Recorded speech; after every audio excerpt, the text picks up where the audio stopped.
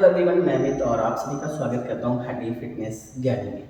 आज इस वीडियो का बनाने का मकसद केवल इतना है कि कई बार आपने देखा होगा कि इस टाइम की शॉर्टेज होने के कारण हम लोग जिम जाते हैं और जिम में जाने के बाद डायरेक्ट अपने वेट ट्रेनिंग को स्टार्ट कर देते हैं। डायरेक्ट वेट ट्रेनिंग करने से क्या क्या नुकसान हो सकते हैं या फिर आपको नहीं पता कि किस तरीके की इंजरी हो सकती है, जिसकी वजह से आज हम अपने 10 से 15 मिनट बचाने के लिए हमें 1 या 2 मंथ का बेड रेस्ट भी लेना पड़ सकता है। आपने देखा होगा आज के टाइम पर कि बहुत सारे बॉडी बिल्डर या बहुत सारे जो लोग जिम जा रहे हैं, जिम जाने के बाद उन्हें अटैक आ जाता है या फिर बहुत सारी ऐसी इंजरी हो जाती है जिसकी वजह से उनकी डेथ हो जाती है।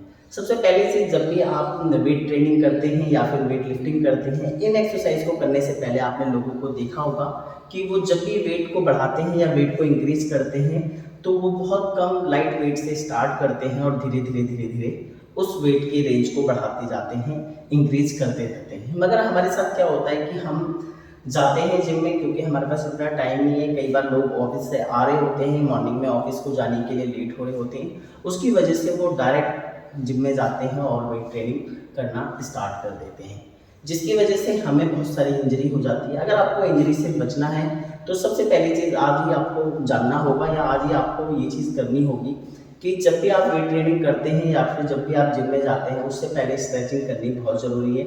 अपनी मसल्स को खोलना बहुत ज़रूरी है ताकि जो आपकी मसल्स है उन्हें कॉन्ट्रैक्ट करना बहुत ज़रूरी है, उन्हें टच करना बहुत ज़रूरी है।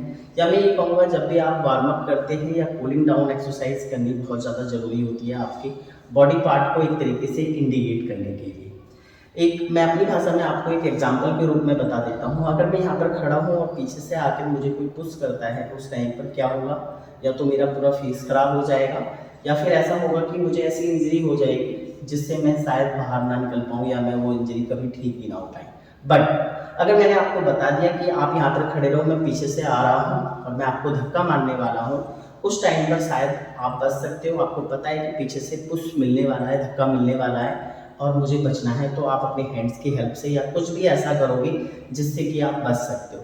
ठीक इसी तरीके से हमारे जो टिश्यू है, हमारी जो मसल्स है, हमारी जो मसल्स कनेक्शन है, इनके साथ भी ठीक इसी तरीके से होता है। क्योंकि मसल्स को हम पहले इंडिकेट करते हैं, पहले हम एक मैसेज देते हैं कि हाँ आप रेडी हो जाओ, मैं आपसे ये काम कराने वाला हूँ या फिर हम इस एक्सरसाइज को परफॉर्म करने वाले हैं।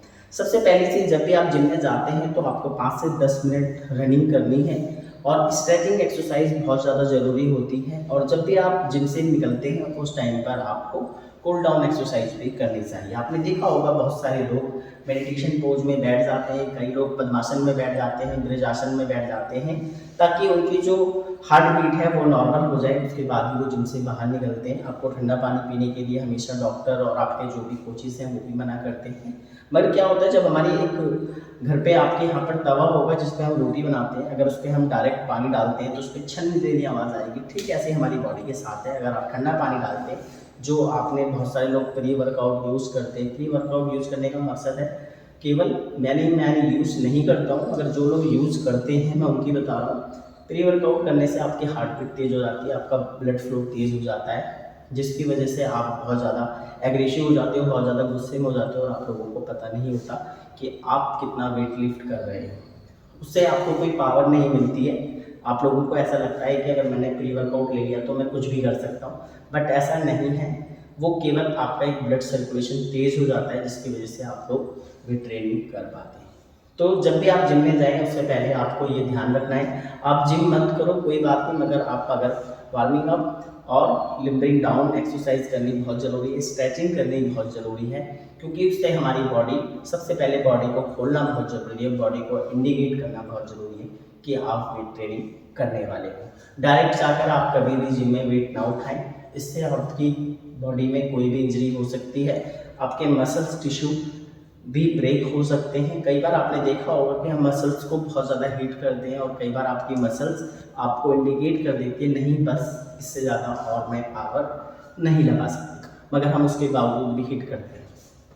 कुछ दिन पहले का ये इंसिडेंट है, आपने देखा होगा कि स्क्वाट्स करते टाइम उनकी जो रोड है जो ओवर हो गया वेट, उसकी वजह से उनका जो वेट था, जितना भी वेट ले रखा था उन्होंने, वो सारा वेट उनकी नेक पर आ गया, जिसकी वजह से उनकी गर्दन टूट गई और कुछ जो नब्ज़ हैं या फिर कुछ जो वेन से वो जा रही थी, जो कि हार्ट तक वहाँ पर ब्लड नहीं पहुँच पाया, जिसकी वजह से उनकी डेथ हो गई। तो ऐसा बिल्कुल ना करें, ईगो ट्रेनिंग ना करें, किसी को देखकर वेट ना मारें। आप अपने अकॉर्डिंग, अपनी स्ट्रेंथ के अकॉर्डिंग वेट ट्रेनिंग करें। अगर सामने वाला ज़्यादा मार रहा है तो उसकी कैपेसिटी अलग है और आपकी कैपेसिटी अलग है। किसी को देख के ईर्ष्या ना करें कि उसने इतना करा तो मैं उससे ज़्यादा करूँगा, क्योंकि अगर जान है तो जहान है।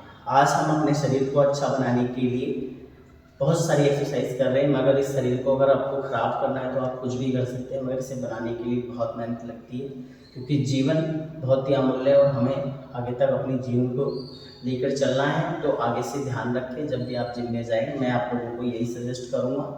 आपका बड़ा भाई या छोटा भाई जो भी मानते हो आप सभी, आप सबसे पहले वार्म अप और कूलिंग एक्सरसाइज और स्ट्रेचिंग एक्सरसाइज जरूर करें, उसके बाद ही अपनी एक्सरसाइज को स्टार्ट करें।